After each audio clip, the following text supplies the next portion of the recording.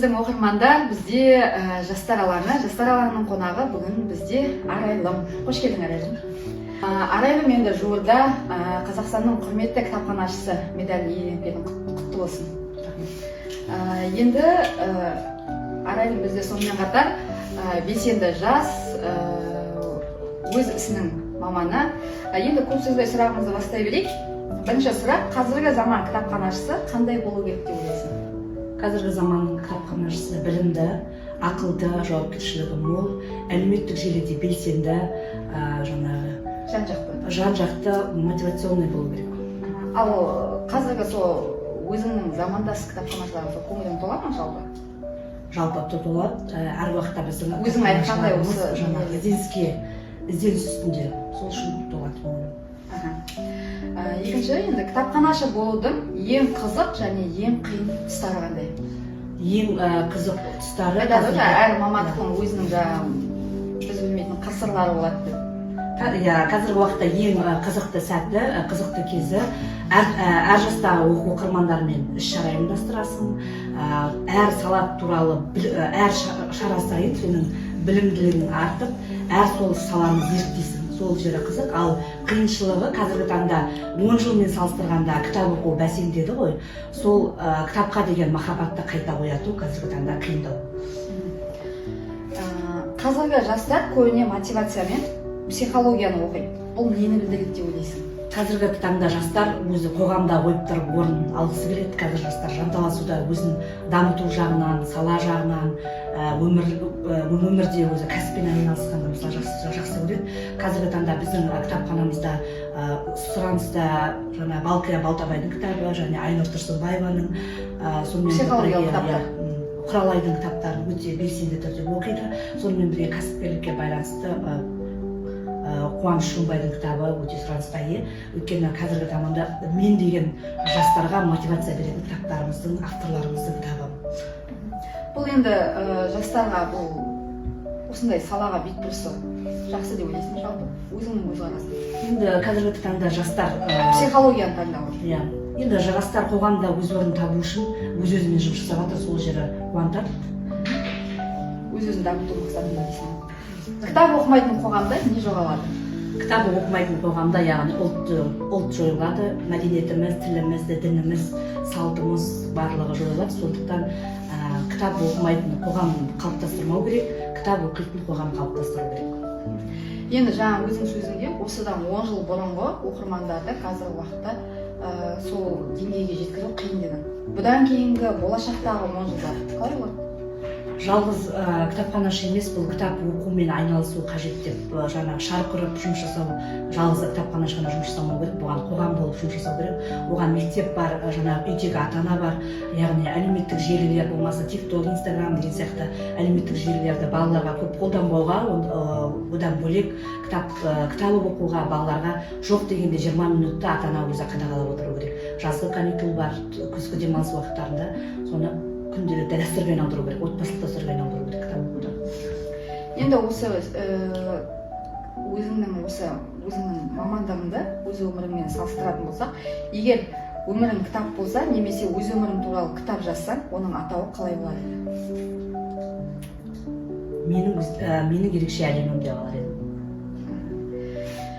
Егер әлемнің кез келген кітапханасына бару мүмкіндігі туса, қай елдің қандай кітапханасына барады? Бұл сұрақ жөнінде ойланбаппын, бірақ енді өзіміз Астанада жақында ғана кітапханада болып көрдім. Ұлттық академиялық кітапханада өзім студент кезімде Алматыдағы ұлттық кітапханада болдым. Енді Қазақстанның жалпы кітапханаларын біразын көрдім. Атырау бар, Қостанай бар. Енді алдағы уақытта шетел кітапханаларын көру арманымыздың бірі. Енді қай ел? Американың кітапханасы. Жалпы тез шешім қабылдайсың ба? Иә, тез шешім қабылдағанды жақсы көремін. Ол шешімге өкінген сәтте болған жоқ па? Өкінген сәтте болған жоқ па? Мысалы, ойлануым керек еді, кейін жауап беруім керек еді деген сияқты.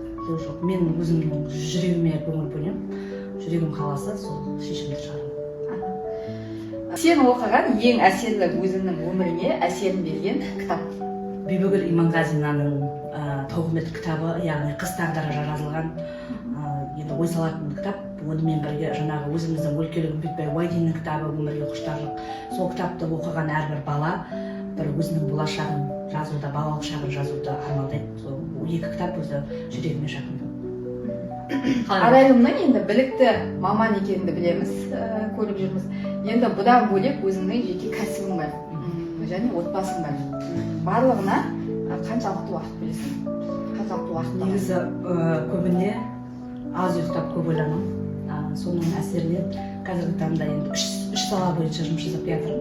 Кітапхана саласы бар, одан кейін жаңағы онлайн сауда деген арнайы группамен, одан кейін жаңағы безендіру жұмыстарымен айналысып келе жатырмын. Сондықтан енді көбірек демалмауға, көбірек жұмыс жасауға, негізі 37 жасқа дейін өзіңе жұмыс жаса, содан кейін 37 жастан кейін ол жұмыс өзіңе қызмет етеді дейді ол. Сол себепті қазіргі таңда енді үздіксіз жұмыс істеймін. Сәттілік. Жалпы эмоцияңды қалай шығарасың? Эмоциямды көбіне поэзия оқып қуанғанда. Жалпы мысалы қатты шаршағанда немесе қатты қуанғанда. Эмоцияны поэзиямен шығарамын. Көбіне өзім жалғыз қалғанда жалпы поэзия оқимын, жатқа оқимын, былай кітаптардан оқимын. Сондықтан поэзиямен серігім деп айтуыма да болады. Өзіңнің осы өмірінде қазіргі уақытта енді қарбаласақ, жаңағы 37 жасқа дейін жұмыс жасап қалуың керек деп жатсың. Осы оқиғалардың барлығы қаншалықты маңызды деп ойлайсың? Енді әр адам әр сәтті бағалау керек. Сондықтан мен қазіргі сәтті бағалаймын. Сол бағалау үшін жаңағы болашақта балаларыма жаңағы үлгілі ана болу үшін, жақсы отбасында болу үшін сол үшін жұмыс жасаймын. Енді қайтадан жаңағы кітапхана жұмысына қайта оралайық. Балалар мен жастарды, әсіресе жастарды, енді балалар қазір кітапханада оқиды ғой, мұғалімдердің айтуымен. Жастарды кітапханаға тарту үшін не қажет, не істеу керек деп ойлайсың? Кітапханада енді әртүрлі заманауи іс-шаралар ұйымдастыру керек. Енді сол бағытта семинарлар, тренингтер, ток-шоулар, әдеби кештер, конференциялар, сол кезде ғана жастар мен балалардың кітапханаға шоғырлануына мүмкіндік болады. Жалпы енді жаңада айтып өттім ғой, білікті маман деп. Осы кітапханашы болуға не түрткі болды? Қандай себеп? Себеп кітапты, жас кезімде кітапты жақсы оқығаным себеп болған шығар. Осы саланы өзің таңдап түстім. Басында бірінші семестр платный ақылыда оқыдым, содан кейін бірінші семестрден кейін грантқа осы мамандықты бітіріп шықтым. Енді алдағы жоспарларың туралы бөлісіп өтсең, оның ішінде мысалы ауқымды өткізетін, аудан көлемінде, облыс көлемінде өткізетін шаралары болса, жоспарларың қандай? Ырғыз аудандық орталық кітапхананың қазіргі таңда жоспарлы жасақталуда. Енді алдағы таңда облыс көлемінде Қазына Аймағамбетованың білікті жаңағы педагог болған, сол кісіге арналған облыстық конференция өткізіледі деп жоспарлануда. Енді қазіргі таңда Ақтөбе қаласында өткіземіз деп жоспарлап жатырмыз. Соның аясында жұмыс жасаймыз. Енді Арайлымды осы жаңағы кітапханашыдан бөлек белсенді жас ретінде осы соңғы 25-ке дейін сені жақсы неден көрдік. Қазір Арайлым көрмей кеткенге саудаға бет бұрдың ба, болмаса кәсіпкерлікке? Енді қазіргі таңда ерікті есебінде бұрын көп жұмыс жасайтын едің. Қазіргі уақытта енді осы волонтер есебінде жұмыс жалғастыруға? Енді бұған дейін мен 2019 жылы медалист болып ауыстым. Енді менің жұмысымның ауқымы бұрын район көлемінде болғанда, мысалы сіздермен белсенді болдым. Қазіргі таңда менің жұмысым ауылдықтарды қоса алып жүретіндіктен кішкене бет бұра алмай жатыр. Сосын бізден кейінгі келген жастар бар, сол кісілер көрінсін деген мақсатта, сол кісілер жаңағы кітапханадан жаңағы атын шығарсын деген мақсатта кішкене артқа шегініп қалатын жағдайымыз бар. Жалпы енді алдағы уақытта енді Арайлымды біздің қоғамдық шараларда көреміз деген сенімдемін. Енді соңғы сұрақ, бізге сізден керемет ұсыныс, идея. Кеше ойланып отырмын да, енді не жасауға болады аудан көлемінде деп, кофе-бук жасауға болатын шығар деп ойлаймын. Бір ай сайын бір жасты шақырып оқыған кітабымен кофе ішіп отырып, мүмкін мен тарапынан болсын бірлесіп сондай бір іс-шара ұйымдастырып, жылына бір, айына бір кітап оқитын жаспен бір кездесу жасасақ, ол аудан көлемінде бола ма, ауыл көлемінде бола ма, жаңағы облыста жұмыс жасап жатқан ауылдық маман бола ма, сондай бір салада қызметкер. Кітапты жақсы оқитын оқырманмен сұхбат. Иә, сұхбат, иә. Именно бір кітапты ғана талқылау, жан-жақты талқылау. Сол оқырманмен бір кітапты талқылау мақсатында. Өте жақсы, керемет ұсыныс, біз қабылдаймыз. Енді өзіңіздің жоспар болса, мысалы мына уақыттан бастасақ, мысалы мына оқырманнан бастасақ деген сияқты, енді біз оқырмандарды біле бермейміз, енді алдағы уақытта талқылай жатармыз. Енді тағы да мына төсбелгіңіз құтты болсын, әрі қарай өрлей өсе бер, біз тілекшіміз, және де осы жастардың көшбасшысы болып жүре бер деген тілек айтамыз. Әзірге осы, Арайлым, саған көп рахмет, уақыт бөліп келгеніңе. Келесі кездескенше қош сау болыңыздар.